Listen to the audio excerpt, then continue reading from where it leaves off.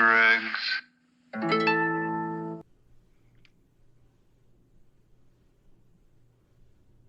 Captain, sorry, I quit. That's it. You can't. No singing. Come back here. Captain, No. First Officer, Yes. Michael J. Espontone, Esquire. Formally giving my resignation, I'm going to go into the civil service. I'm leaving Starfleet behind. I've scraped the bottom of the barrel with the TOS. There's no place further to get.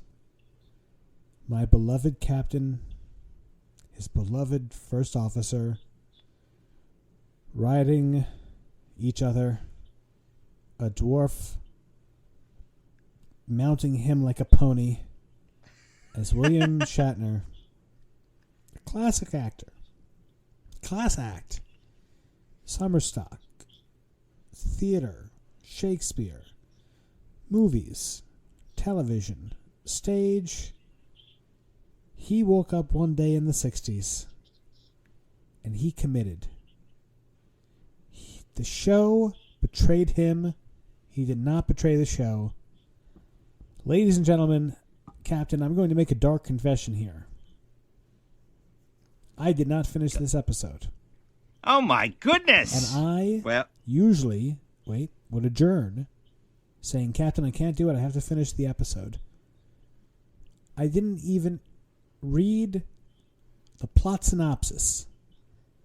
And I was watching the scene that we're going to get into, and I kept hitting the plus 10 seconds tab. And it kept going. And I was like, how long could this be going for? Can you let this go on? And it 45 was minutes. more than 5 minutes of a 42-minute show of them flailing around like idiots wearing laurels on their head. I'm Tweedledee, he's Tweedledum. Spaceman marching to and from. We slide among the mimsy trolls and gyre among the Boragum. What happened? Captain, I'm tuning in. I want you to tell me what happened in the second half and who the hell wrote this thing. Well, hi, everyone. Let's just be clear. Mike, you could never resign. And for your insubordination, report to the agony booth for now. Nothing can be worse than this. Okay, hold on. Let me step into the agony booth. Hey, this isn't that bad. We'll see. Anyway, hi, everyone. This is Captain Matt Ross, accompanied by the permanent XO, Michael Pontone. Hello. Mike, I'm sorry you didn't like this episode. I would say you had bitter dregs about it. Usually Tonight- Captain gives me a little heads up if something's going to be freaking weird. Yeah, well, I wanted you really to get the full experience of Plato's Stepchildren. That's tonight's episode on yelling at gaseous anomalies. Yeah, this is not well liked. This is an episode famous for many things. I'm just going to jump to the end to tell you the part you're missing, unless you've seen it. This is considered the first interracial kiss between a white character and a black character on television in the 1960s in the United States, or actually anywhere pretty much. So that was a big deal. We could get into that later, and in fact, I will put in Nichelle Nichols' discussion of that on our community page. But this story is not well liked. It's actually a story about sadism and abuse more than anything else. It is just not well done. It was, to answer your question, written by a man named Meyer Dolinsky.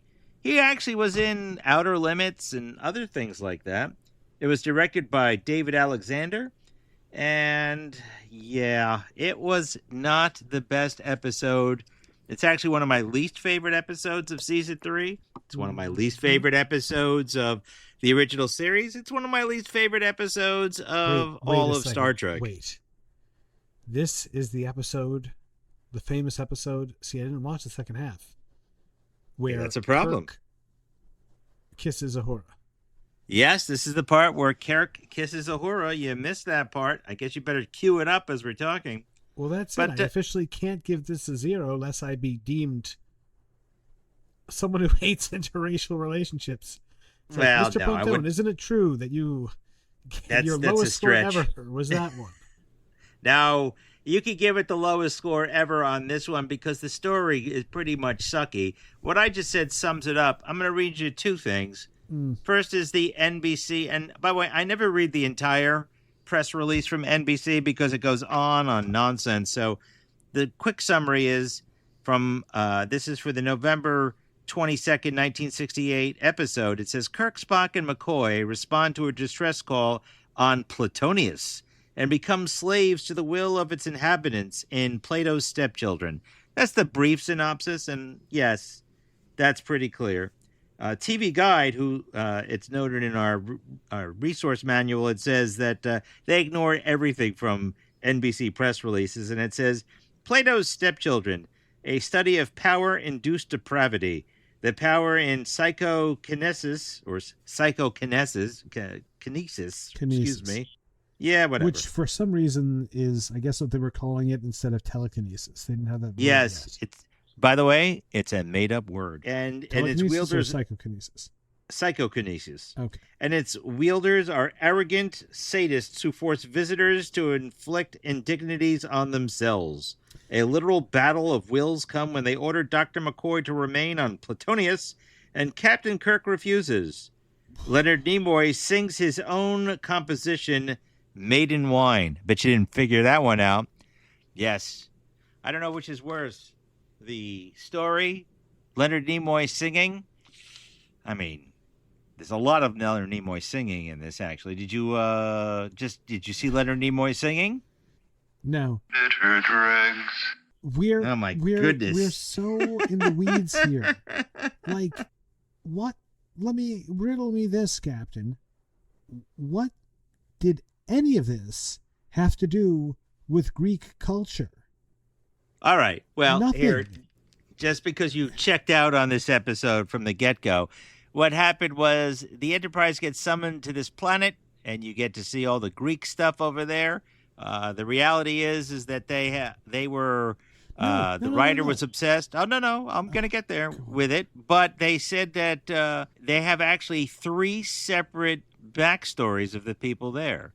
First is they escaped a planet and they were obsessed with Plato. That's number 1. Our leader liked Plato's ideas. Platonius. See. Kirk says that they came to Earth, studied, and were enamored with Plato, and then left after Greek society collapsed. They transported themselves to Earth during the time of Socrates and Plato. After the death of the Greek civilization they idolized, they came to this planet and created for themselves a utopia patterned after it. And the third background is that they were creatures of eugenics on their own planet, so there's only 38 of them, and they studied Plato. You see, while still on Sandara, we instituted a mass eugenics program. We're the result. Pared down to a population of 38. We're perfect for our utopia. That's where the Greek stuff comes in. Why it's actually there and why they're dressed in togas and No, you're missing reeds. the point. I'm saying why, from a writing perspective, there's no reason for them to be Greek and telekinetic and sadists. Like, Yes, there's nothing in the Greek culture that has anything to do with, like, sadism or slavery or control. It's not like something that they were inspired by ancient Greek philosophy to be this way. It's got no connection. They could have been just random aliens. Well, you know, the gods were sadists, if you will. It's building off of who mourns for Adonais. The Greek gods were sadistic pricks who harmed humans, used humans, killed them at their will, had them act as slaves to them, if you will. Slavery was rampant in the ancient world, and some places still today. So I disagree with your assessment there. The writer was always interested in Greek stuff, which is really what it comes down to. And they had all this extra Greek things over here because the set designer, since the merger of Desilu and Paramount, he had access to whole lots of sword and sandals type of extra stuff that they could use for the sets. So that's why it's all Greek. Also, this is a story that we have seen 50 frickin' times before in the original series. You mean with like a all-powerful creature controlling people? That, then also some alien culture that has adopted some subculture of our past and is modeling themselves on. Like, all of this, and it's even plagiarizing from itself. We got a lot of the same like story beats and scenery and line delivery from the Apollo episode. Yeah, that's what I was just saying. It's kind of following through from that. But on a broader stroke, it is about depravity and absolute power corrupting absolutely. When the crew beams down there, they say there's like a mineral kieranide, which is, quote, a huge power source. But we don't know what the hell Kirk's talking about at that time. It is rich in kieranide deposits, a very rare and long-lasting source of great power. Then they come over. Was changed a whole bunch of times. I know you're not going to find it surprised there were many rewrites on this, are you? No, God, not enough. Well, I mean, I will tell you that there were, let's just see, I have an official count over here. There was like, I believe it was 5 rewrites by Dolinsky, 2 by Arthur Singer, and 1 by Freiberger. So, and what's odd is, after you've seen this, and you're not going to believe it, but Meyer Dolinsky, the writer, was a TV sci-fi writer. He wrote for The Outer Limits, The Invaders, World of the Giants, Men of Space. Some of the Outer Limits episodes you might even know, like The Architects of Fear is something he wrote. You know that one? No, but that's kind of what The Watchmen's based off of. I'm not concerned about this because at the same time, oh really, Architects of Fear? I did not know that. Yeah. Oh wait, right, the Squid Monster. I have heard that. Yes. Yes. So, yeah, I think historically Alan Moore did not like that twist. So,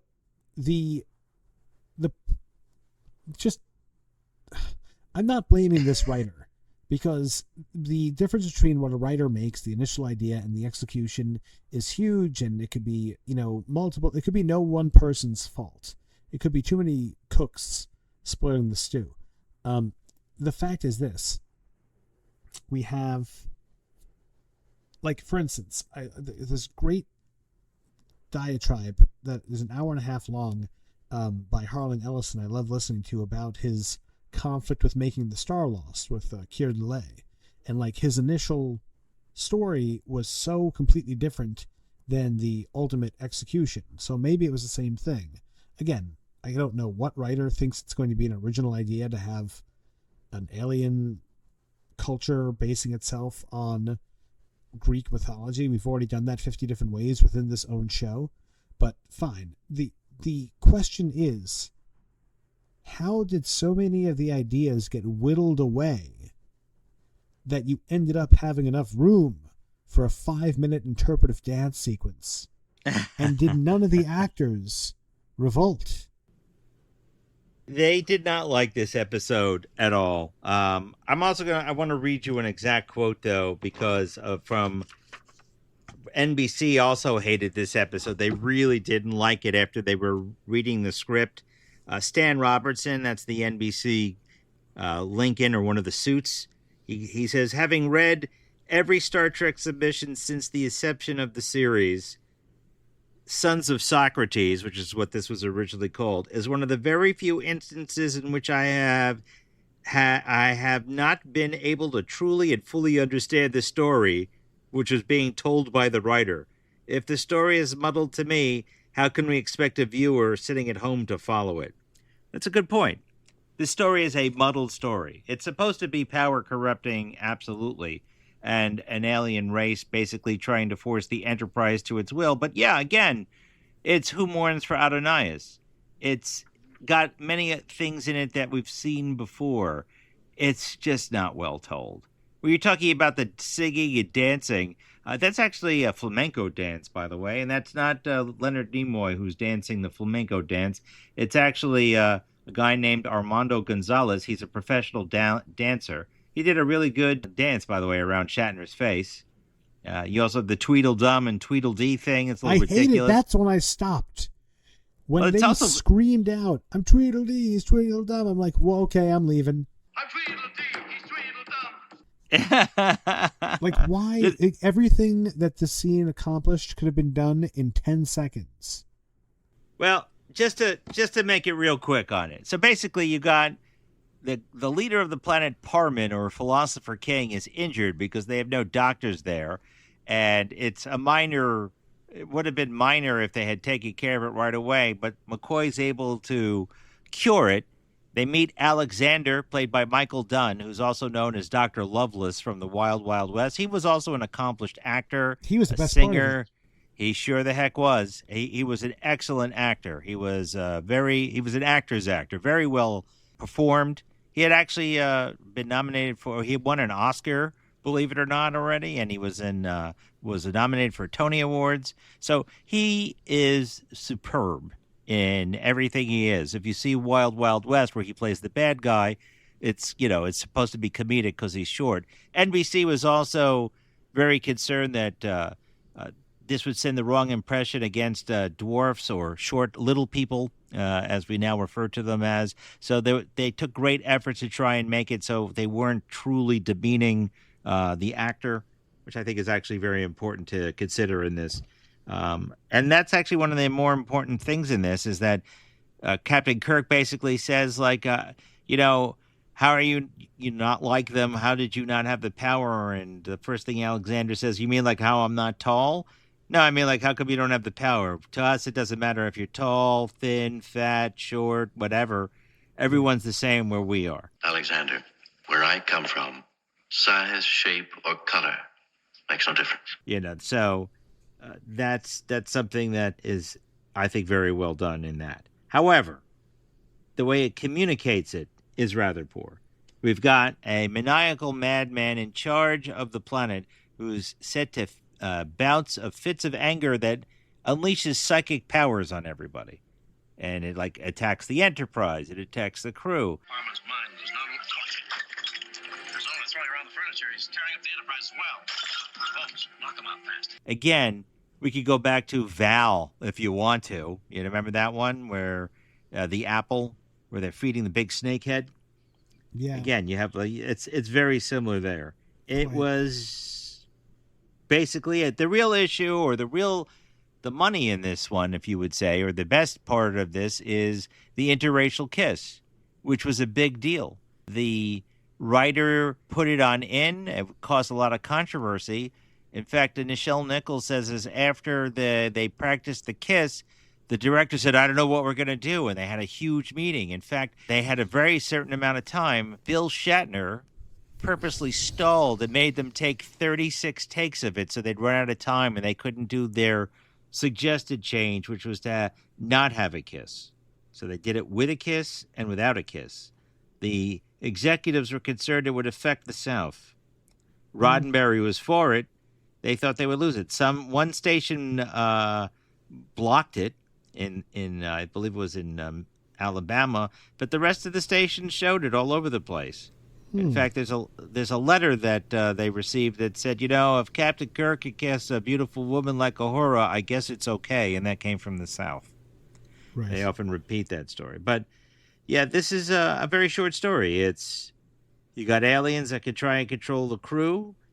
They figure out that there's something in the water and air that makes them have these powers. In fact, that's, I believe, up to the part you just saw.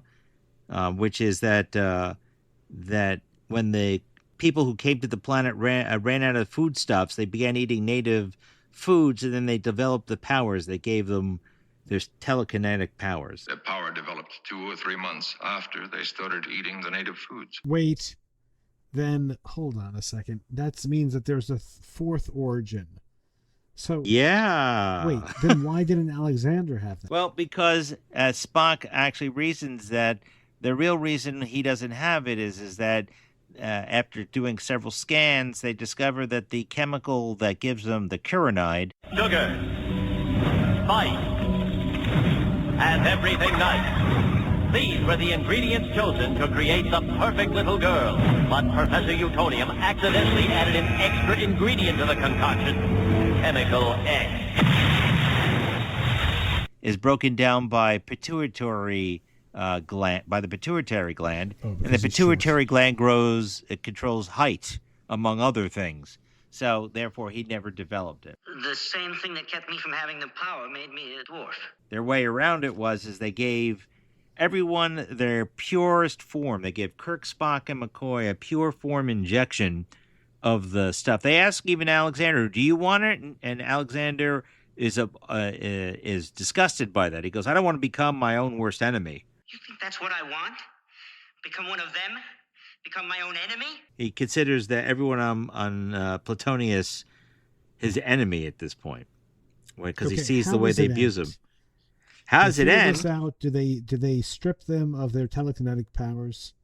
No. What they do is since they've been injected by Kirk and Spock have been injected after they do our singing with Bitter Dregs. You didn't like the Bitter Dregs song? I wanted to mention something about it, but I'll tell you how it ends.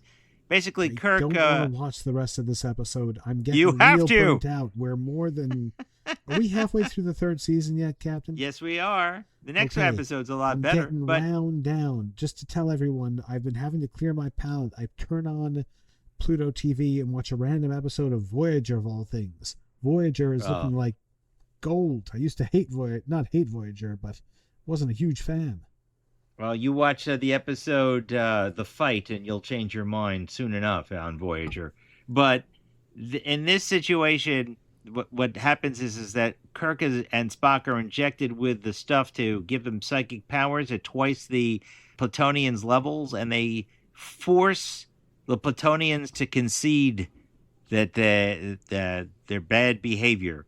And the Platonians say, "Okay, we promise we'll let everyone go and we'll be good." And Kirk says, "Don't make us come back here because we could get those psychic powers back as soon as possible and hurt you." And then they take Alexander and go. That the moment we leave here, your fear would be gone, and you would again be as sadistic and as arrogant as your 2,500 years have made you. And just remember, we can recreate that power in a matter of hours, so don't try anything. That's the idea. Just to be clear, the Federation has access to fruits and vegetables that will give them unlimited psychokinetic powers, and they just leave. Yeah, that's exactly right. Just like, you know, hear anything about these people? Never again. It's just like, you never hear what happens to Ionata, or the giant moon planet, or you also never hear what happens to all the scientific materials that they receive from the Ionatans. Or how about Star Trek Insurrection? No one ever attempts to go back to the planet where they have eternal youth? Ever? Well, it takes never a long once? time, but yeah. I mean, it would at least become like another Ryza, where people would just be going to chill out and get a little rejuvenated.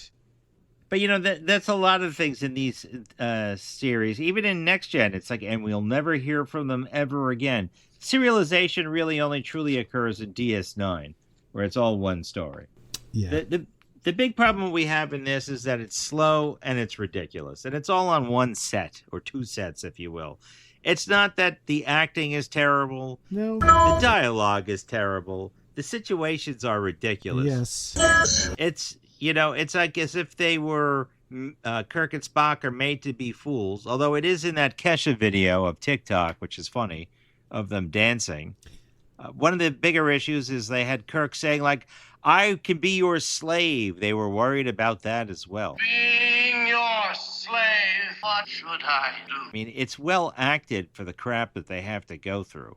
The biggest issue you have is the horse. When I made that short, I still like the short. Tweedledee and Tweedledum thing. Really? Not the horse? No. Oh, God. I don't know what I'm watching anymore. I mean, these guys are real pros, Matt. The fact that anyone would ever call Shatner a prima donna after he showed up to set and did that. And by the way, I officially completely understand where he'd look at George Takei or Walter Koenig and be like, "You guys are complaining you don't get enough screen time? Look at my screen time. You think you think I'm enjoying this?" Do you know what I mean? That's true. William Shatner, by the way, did not like that horse thing. He said he thought he was trying to be like a horse, but he didn't want to seem like a horse's ass by doing it. He didn't like it. There were a lot of changes. They had like McCoy forcing Chapel to kiss Spock. Why? It's that stupid. Uh-huh. This is, the kissing, originally it was Chapel and Spock, McCoy and Uhura, and Kirk and some random yeoman. That's what the original writing was. In this situation where they have Spock and Chapel, I want to point out and take special note of this, something that New Trek misses consistently, Strange New Worlds. Chapel says, like, I've wanted this for so long, but now I feel ashamed. For so long, I've wanted to be close to you. Now all I want to do is crawl away and die. They never had consummated their relationship. In Strange New Worlds, they're like, F-buddies. They sleep around with each other every other episode. It's a little ridiculous. And Spock apparently has multiple sexual flings, which is the exact opposite of the original series Spock. Well, it's exactly the opposite of Vulcans. Do you ever hear of Pon farmer? That's quite true. The whole point is that they're once every above, 7 years. Yeah, that they've put that part of their personalities away from them. Yeah, but not New Trek. They can't seem to understand that. Yeah, doesn't Spock get like jealous? Yeah, jealous. A whole bunch of terrible things in that. Yet you still like that musical episode. I don't know Sorry. what to tell you, man. I can't tell you. I can't argue. And by the way, You like musicals. It's fine. yes, I do. But and they're good songs. I hate that episode. I hated that entire thing. It just doesn't. It was like they were putting on a parody of Star Trek. Listen, if they were bad songs, I would not have liked it. They were bangers, man. You just keep singing the Klingon one, even when we're in the office. I noticed. Sing all the songs actually, but yeah, subspace. That little interlude in Subspace Rhapsody is one of my favorites. Nobody's perfect. Yeah. Oh, wait, here, let me get to the exact quote from Shatner. I remember thinking, I hope what I'm doing, trying to appear like a horse and not some idiot, is going to really appear like a horse and not like a horse's ass. Hilarious. It required courage to go out and do that. Yes, it did. And to let yourself be free enough to travel that narrow edge between laughter and lucidity. Nimoy also had mixed feelings on it. He was uncomfortable with the script entirely. He didn't like Kirk crawling around on the floor. He thought it was crudely done. The best part was, again, Michael Dunn, that character. He was the best actor in that set in a sense. But the story that's carrying it is rather poor. Mm-hmm. I mean, I guess we're going to wrap it up seriously. I just want to point out to you a couple of things. Telekinesis, or psychokinesis, or psychokinesis, is not a real word. DeForest Research Group said, say telekinesis. But Freiberger said, nah, I'm going to do whatever I want. That's how they came up with that. The big issue that Dolinsky wanted to go on and Freiberger kind of liked was the Platonic forms, where you have three forms. You have Eros, Thymos, and Logos, appetite, spirit, and wisdom. So that leaders of this planet are supposed to represent the ruling elite. They were trying, or what he was trying to do is poke fun at snobbery at the of the elites of society. I don't think he did a good job on it. I don't see it. You could say absolute power corrupts, but I don't think you needed to put it in a Greek type of thing. It doesn't make any sense. It's so narratively confused, this episode. It could, and we've listen. Is this any hokier than Who Mourns for Adonais or that silly Native American thing or Miri? Yes, it's worse. No, yes, the concept is not, but the execution, the piece of the action is a silly episode, but it's fun. Well, let me ask you a question. Do you like Miri better than this? No. All right. Miri was another. At least this one had an explanation. I hated Miri. No, there's an explanation in Miri. Not for the second Earth. Not for the second Earth. The central thing. Yeah. The entire thing that they're on, there's no explanation. It's the stupidest thing I've ever heard. It's like the same as like somehow Palpatine's return. Yeah, that's dumber. The new Star Wars is absolutely horrible. But I will tell you, this episode coincided with Leonard Nimoy's musical career. How about that? Do you know any of his musical hits? No. Well, he wrote that Maiden Wine song with the Bitter Dregs, which one of our channel members likes to sing all the time. Hi, Lawrence. He also is known for a song about Bilbo Baggins. Oh, you don't know that one? Of course, the Ballad of Bilbo Baggins. But he just... Oh, my God. I always wondered how he got that gig. He worked. He had 4 records on a record label which no longer exists called Dot Records. The Maiden Wine song is from Songs from Outer Space, or Two Sides of Leonard Nimoy. How terrible is that? It's just, So this is Mr. Spock's Songs from Outer Space. I don't know. I just can't see it. But I guess people bought those records. The Bilbo video and song were That was huge. horrible. Yeah, I know. But I love can't that stand little. Are you kidding me? I love it. So 60s. It just It's drives supposed to me be crazy. 60s. It's from the 60s. I know it's from the 60s. I just don't like the song. But Nimoy was Nimoy was uncomfortable singing this song because he thought the scene was sadistic in nature, where they were forcing him to sing it, and then try to torture the women, which is Nurse Chapel and Lieutenant Uhura. The kiss, I'll just leave it at that. Like I already said, it's the most important kiss on television. It really caused a controversy. I'm going to just leave in the community channel a link to Nichelle Nichols talking about it better. But essentially, Bill Shatner stalled the alternate ending so where they wouldn't kiss, so they only had the ability to show kisses in the episode, in which the suits or the executive said, screw it, we'll go with the kiss. And again, they didn't lose anything, and they gained more fan mail from that one kiss, and it's what actually is known from the Star Trek. That's the one thing you remember out of this. I'm thinking of all the times on the Enterprise when I was scared to death. And I would see you so busy at your command. And I would hear your voice from all parts of the ship, and my fears would fade. And now they're making me tremble. But I'm not afraid. I am not afraid. Also, the thing that I also hate is that in this horrific like sludge fest of modern Trek, where they're doing all these social justice warriors, they're like, well, old Trek was progressive and controversial. It's like, it's not the same thing. Black and white segregation is not the same as having an obese person in the 30th century and calling it body positivity.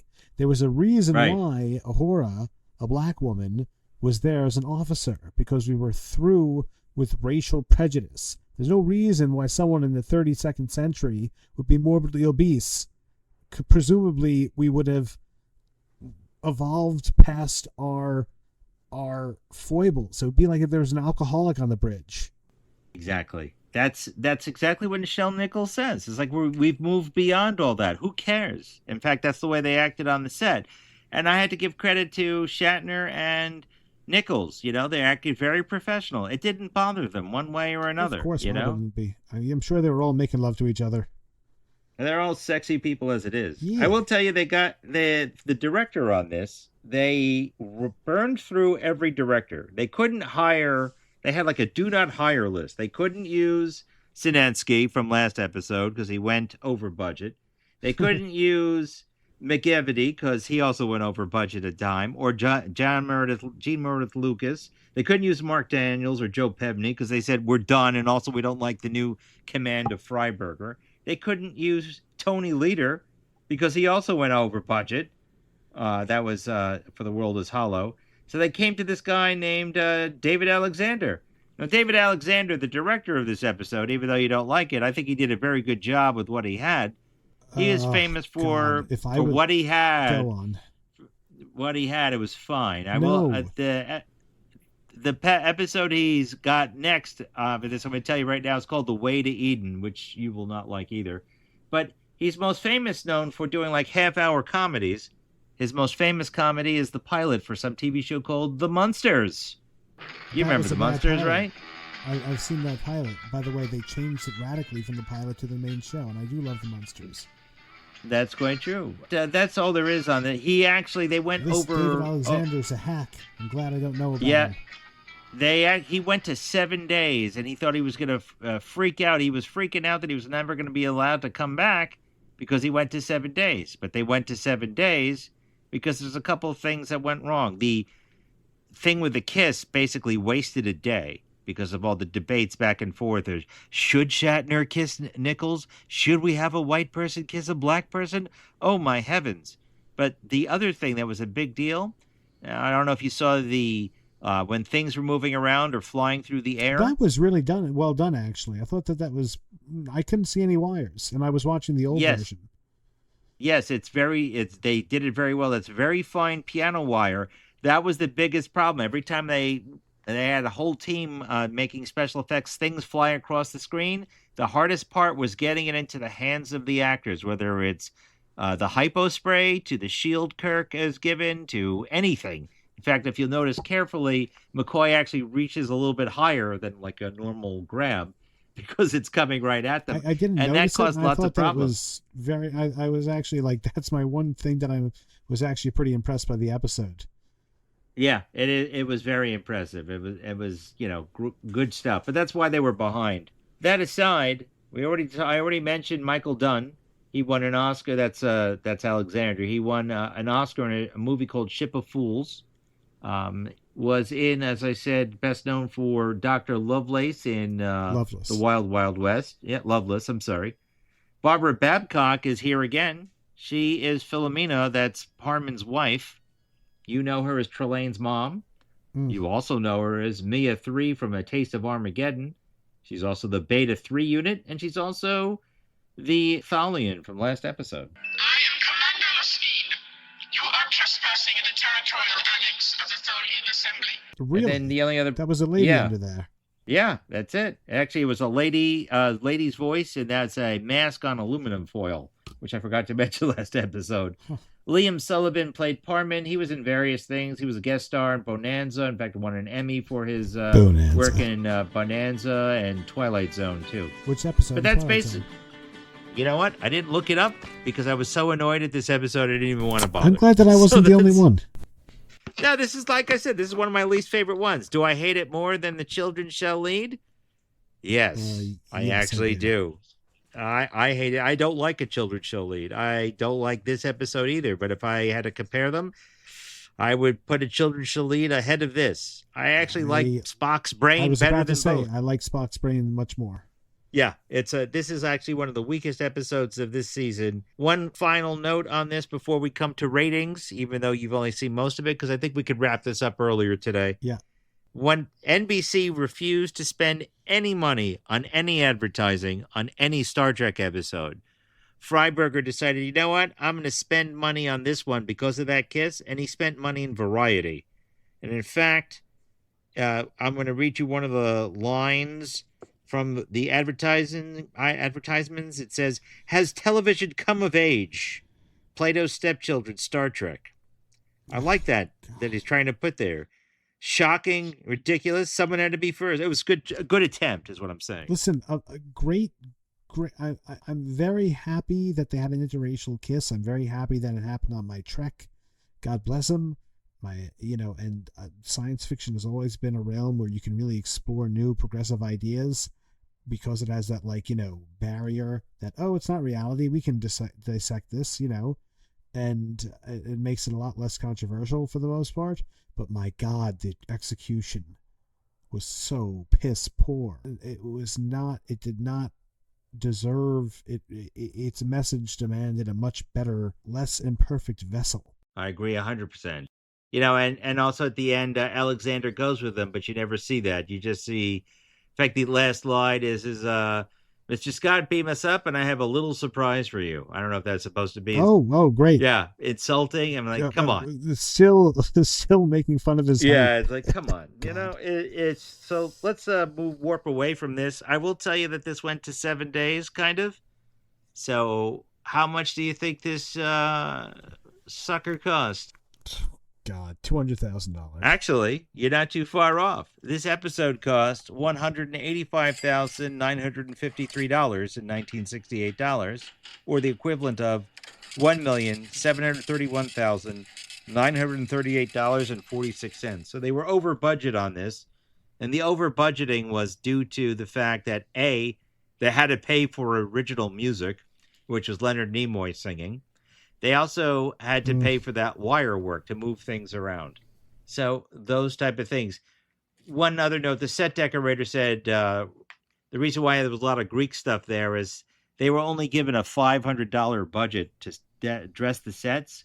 So he basically raided the Paramount backlot of old Greek and Roman stuff to put in there. What do you think about, did you see Kirk slapping himself? Everyone likes that one.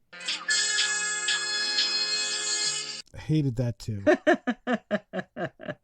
So silly. It is silly. It really is silly. I don't like it either, but sometimes it makes me laugh. it's just blah.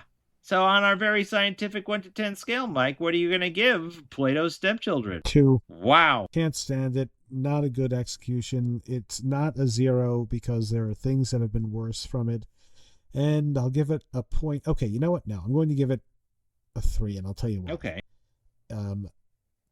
The actor who played Alexander was very good. Uh-huh. They had an explanation for why they were the way they were. It wasn't just, it appears to be a bunch of folks based on Greek mythology. No idea why. Goodbye.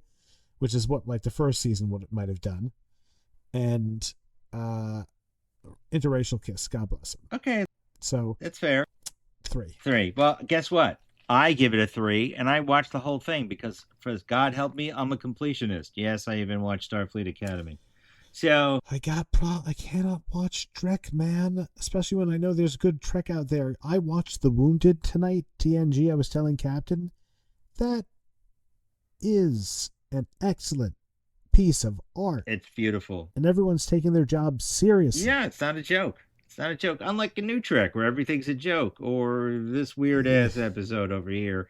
I actually had on in the background DS9 because I was in the office. Not you, lazy, but I was in the office, so I had that on. I was taking care of my 20-month-old because there was no daycare today. Oh, I had the other half take care of mine are older, so, whatever. Right. But I was watching Better Trek as well in the background, so I was watching DS9, even though they were not my favorites. The one with Morn being dead.